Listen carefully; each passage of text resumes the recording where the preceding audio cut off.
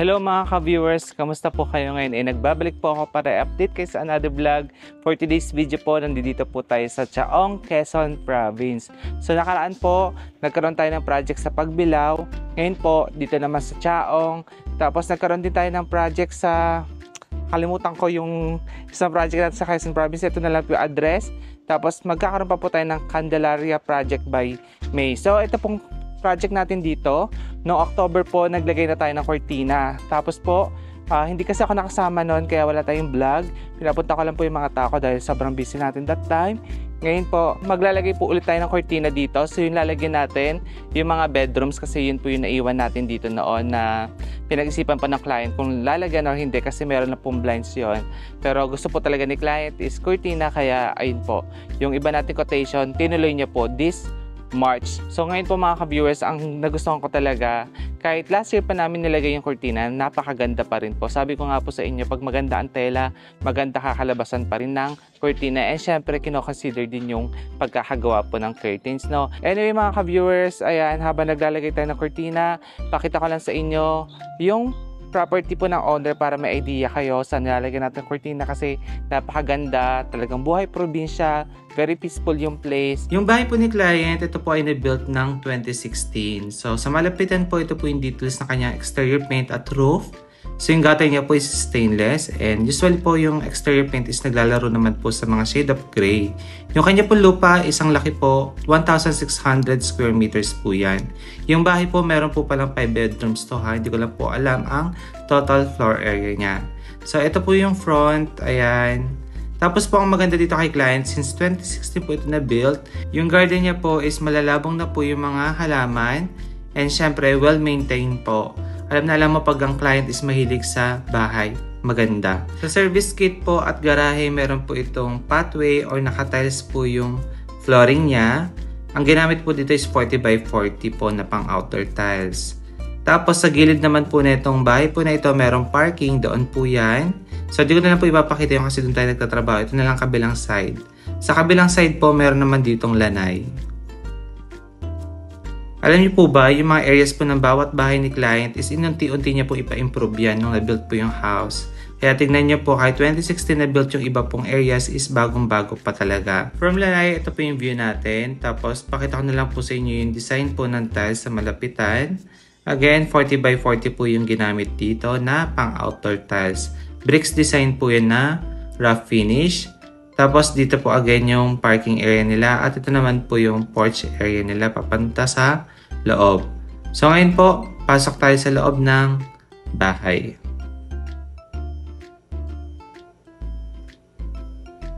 Ganda ng entrada oh.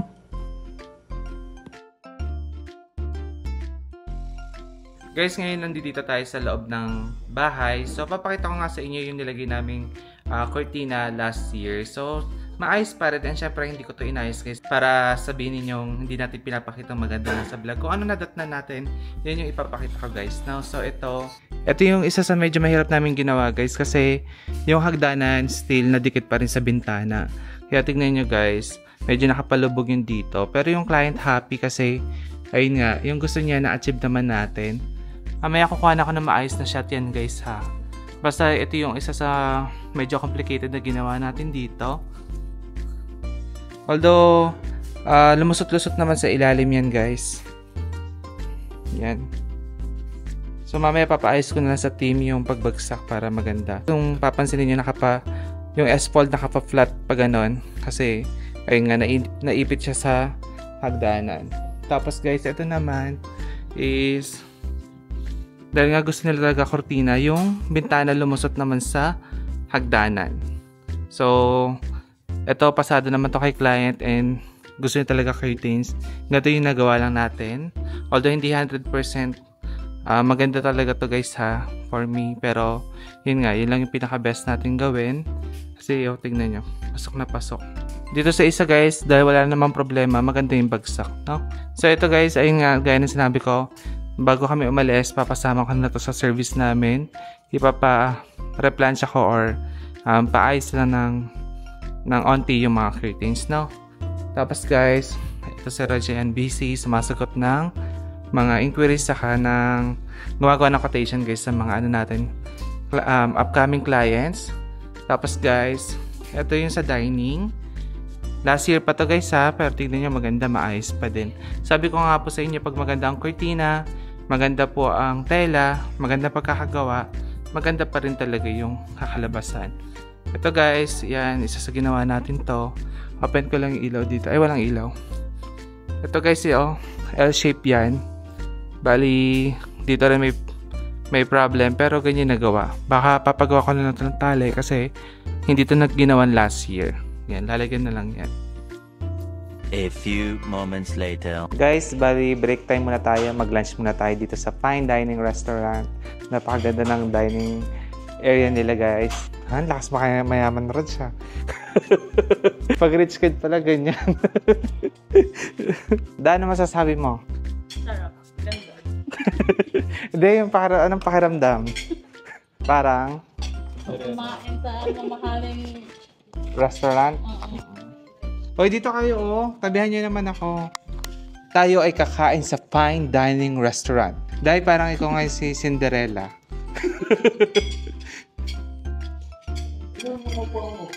Ay, wow, Rola. Para ka na sa Shakey's.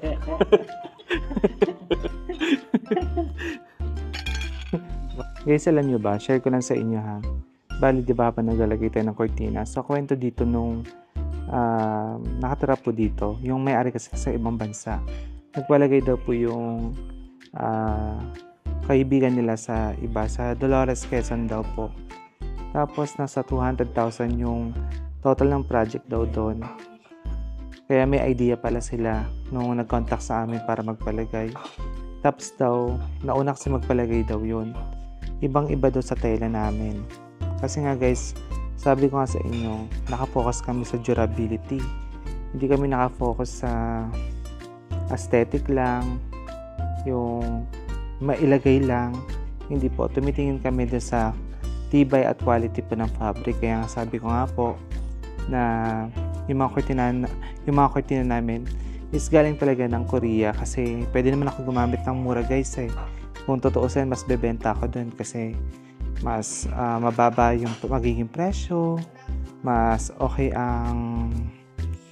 mas dadami yung project natin, ganon. Pero kasi hindi, kung magsasuffer yung quality, masisira lang din ako. Siyempre, doon ako sa hindi ako masisira, doon ako sa maganda. Kaya, ito guys, kaya na sinabi ko, yan, gustong-gusto nila yung curtains namin.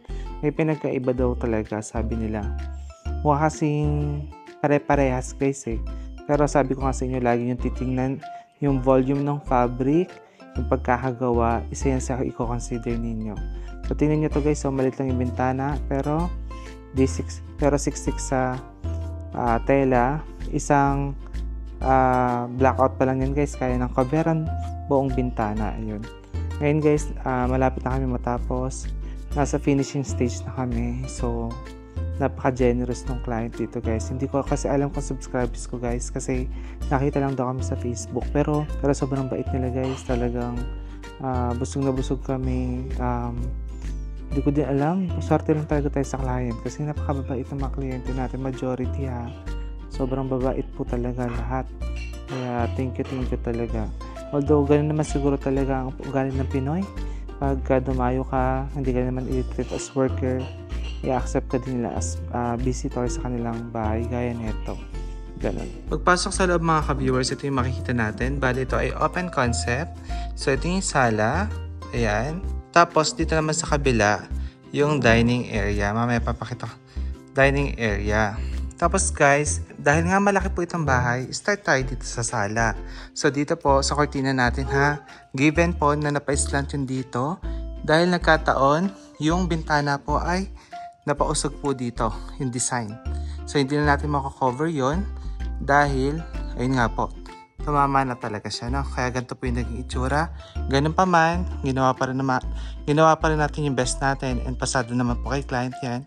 Kasi mas prefer niya po talaga is curtains para sa kanyang bahay. So ito na po yung design ng kanilang living area. Ganito po yung design ng ceiling. Para siyang compass, ganon. Na merong ilaw sa center, syempre. Ganito na yung design niya. Tapos po, Ito na yung kanyang TV console. Then yung kanyang furniture po dito.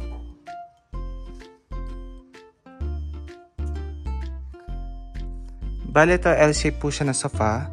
Naka-French leather. Brown yung kulay nito guys. Tapos may black carpet, sky blue na accent chair. Ayan. Dito guys may console table. Ayan.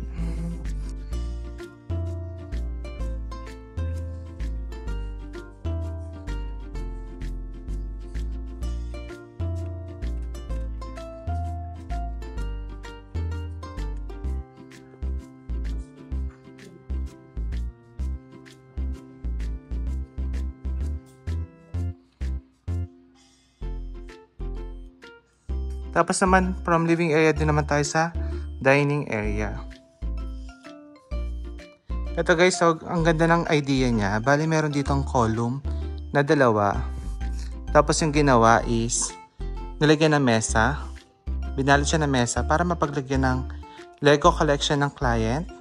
Tapos is, Lego collection ng client. Tapos guys, alam niyo ba, kanina ko pa pinagmamasdan yung mga collection na ganito.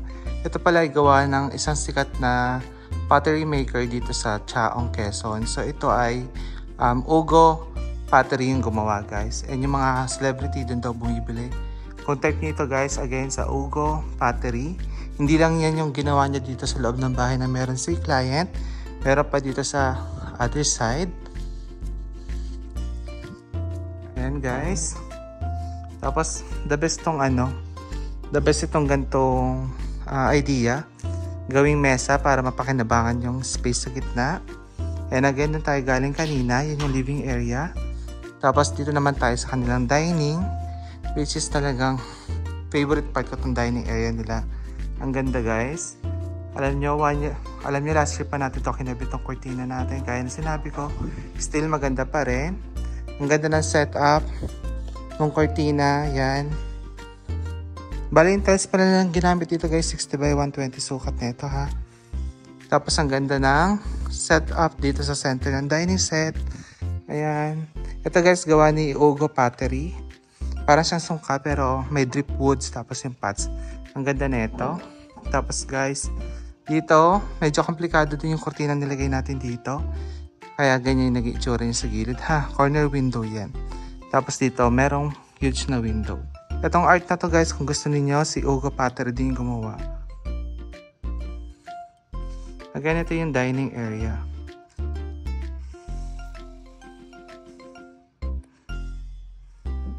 From dining naman guys, dito naman tayo sa kanilang kitchen. Alam nyo yung gusto ko dito sa bahay, malaki po, very spacious, and yung gamit na nilagay is okay naman, hindi masyadong madami, sakto lang, and magandang tingnan talaga yung pagkaka-interior. Alam nyo po ba, sila lang po yung nag-interior po ng house. Tapos, napakasosyal ng datingan, ang lakas po makamayaman. So, dito naman tayo sa kanilang kitchen.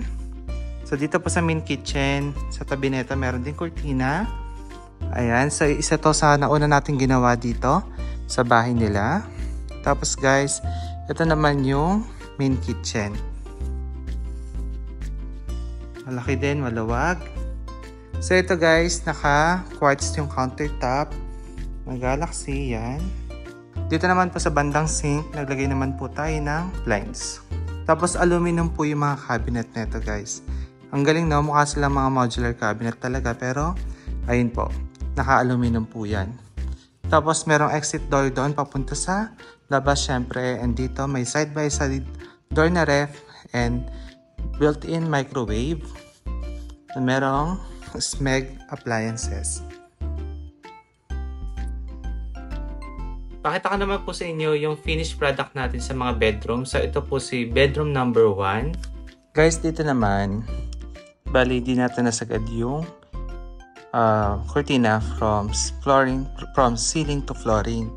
Pero ganun pa man, ang request kasi ni client, gusto niya malapad pa rin curtains. Gaya nito. So nilaparan natin, although hindi high ceiling, inassure ko lang na tama lang yung pagkalapad.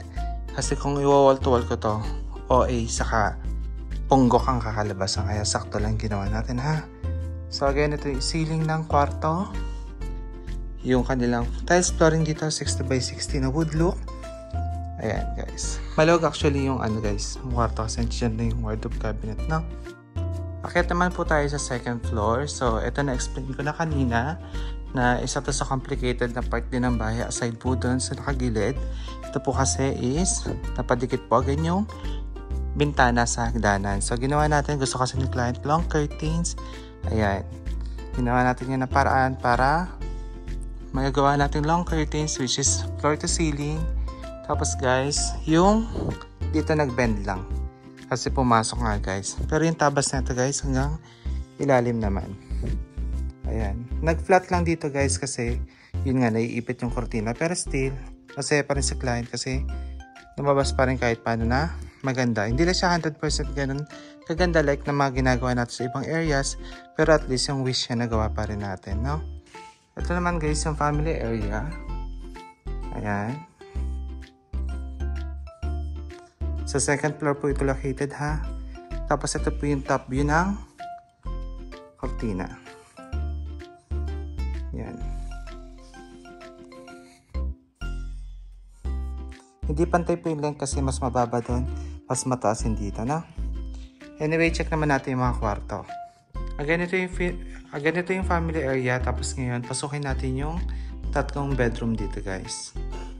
Ito naman po yung itsura before ni bedroom number 2. At ngayon, guys, ito naman yung nilagay natin dito sa bedroom number 2. So, still, ganun pa rin yung height niya.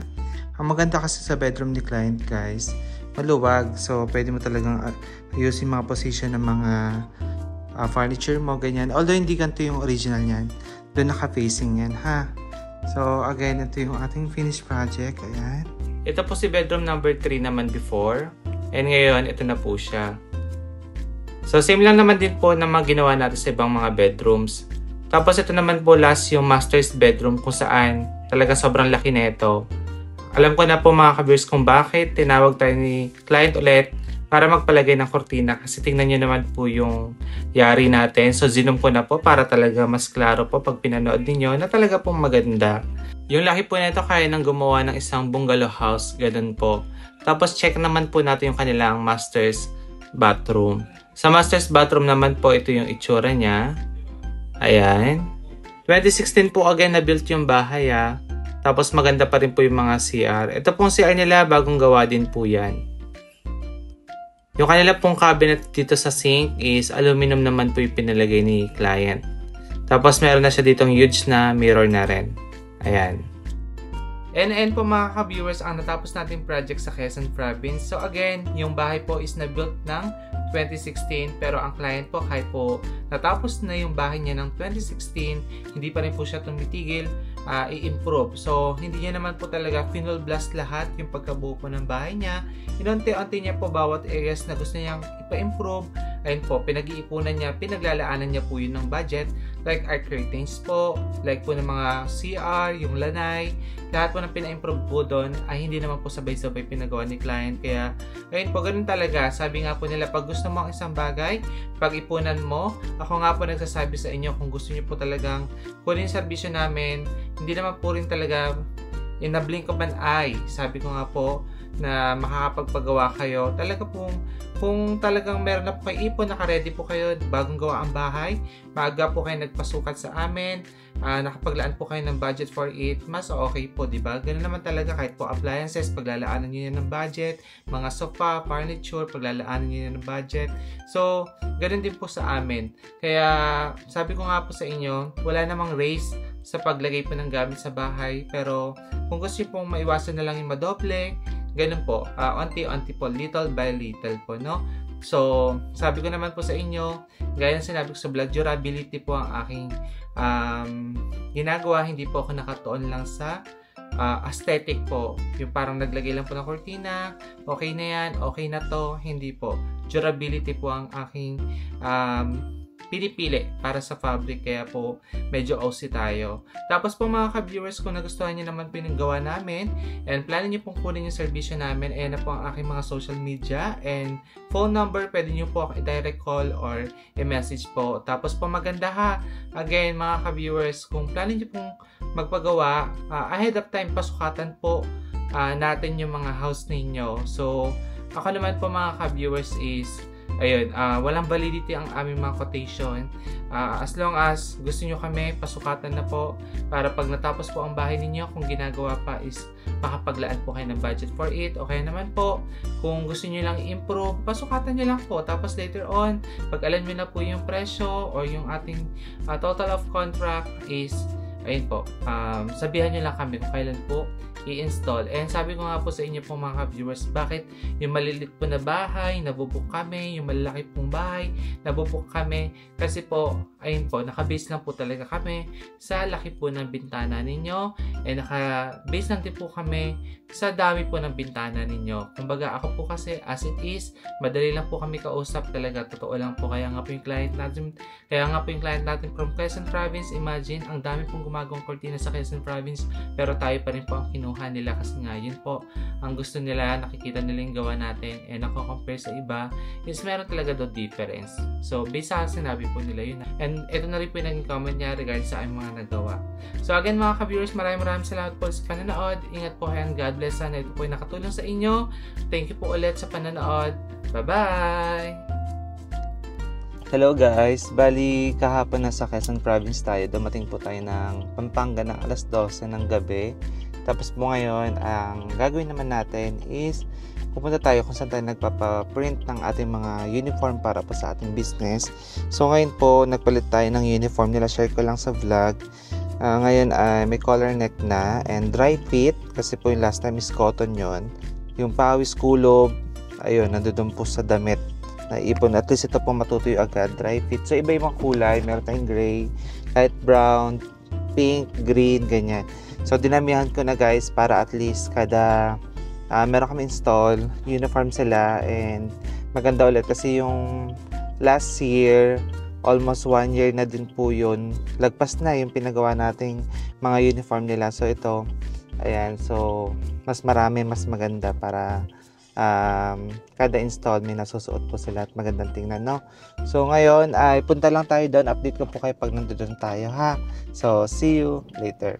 Dito tayo sa printing station guys.